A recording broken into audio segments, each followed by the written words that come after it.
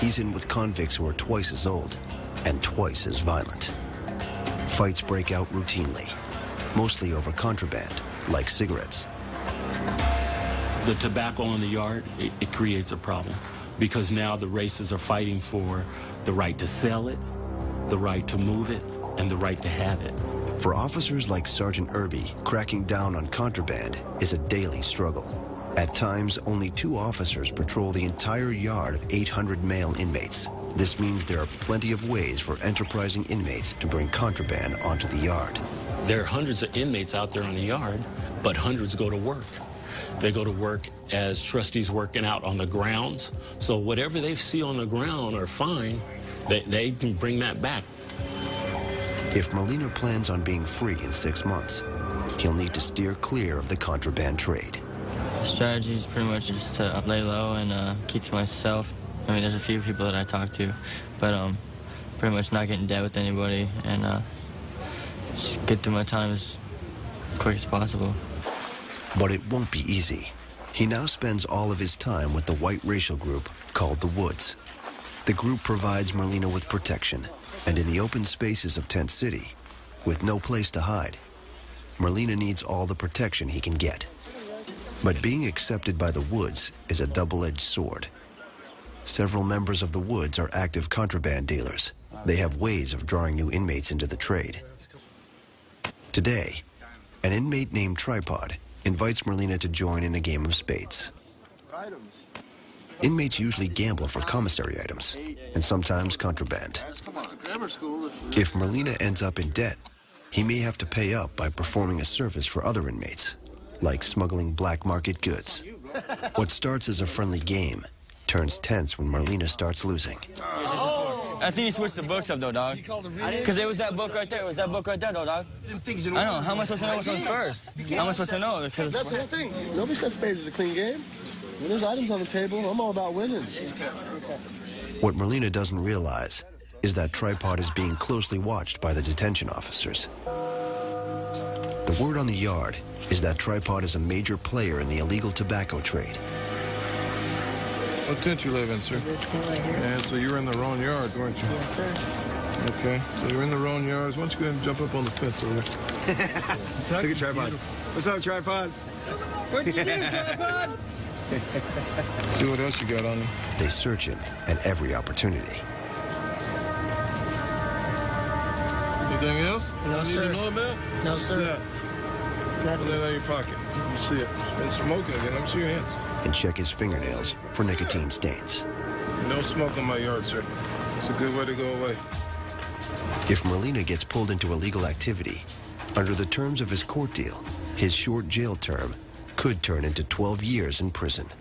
But at Tent City, it's hard to avoid trouble. Edward Ramirez thinks he's found a way. The sheriff's chain gang.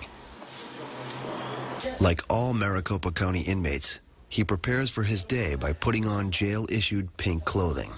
According to Sheriff Arpaio, inmates were stealing the standard white undergarments, so he had them all dyed, along with all the sheets, towels, and handcuffs. But there's another reason for the unique choice of color. Why make them wear pink underwear? Why pink? Because they hate pink, at least in this county. Back in Tent City, the cat and mouse game between inmates and guards over contraband continues. Officer McVaugh has such a knack for sniffing out contraband, they call him the Bloodhound.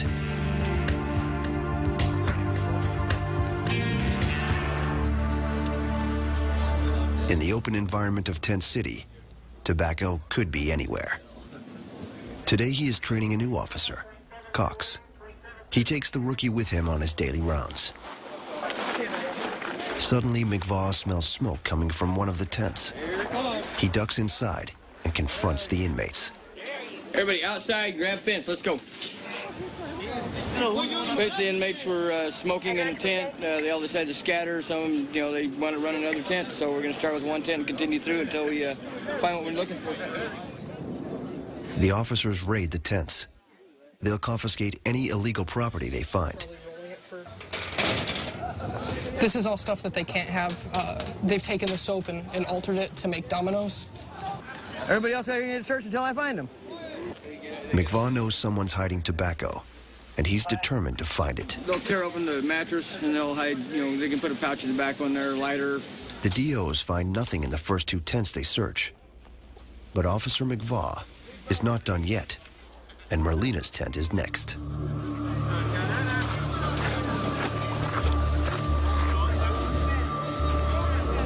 Why don't you guys mind your own business and sit in your bunks? Now, Merlina, Tripod, and the other Woods have to wait while McVaugh and Cox tear up their tent. At 7:30 in the morning, they tell me to wake up so they can toss all my stuff. Yeah, I do get kind of upset about that, you know what I'm saying? Compared to a traditional jail cell, a tent and the grounds outside offer many unusual hiding places. McVaugh knows them all.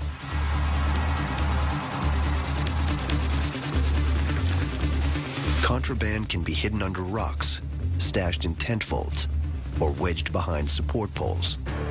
McVaugh sends Cox up high to check the top of the tent frame. Check the lights.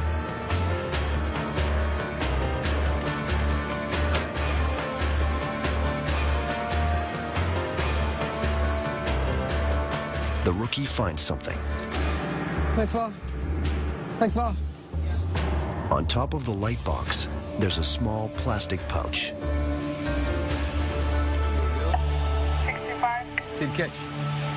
They put them in the fingers of gloves to help hide them better. They'll sell them to each other for commissary items, candy bars, and things like that. Spurred on by Cox's discovery, McVaugh keeps searching. He hits the jackpot. Inside a tear in one of the tent flaps, he finds a huge stash of tobacco. Some amount of tobacco found in the tent. It's been rolling.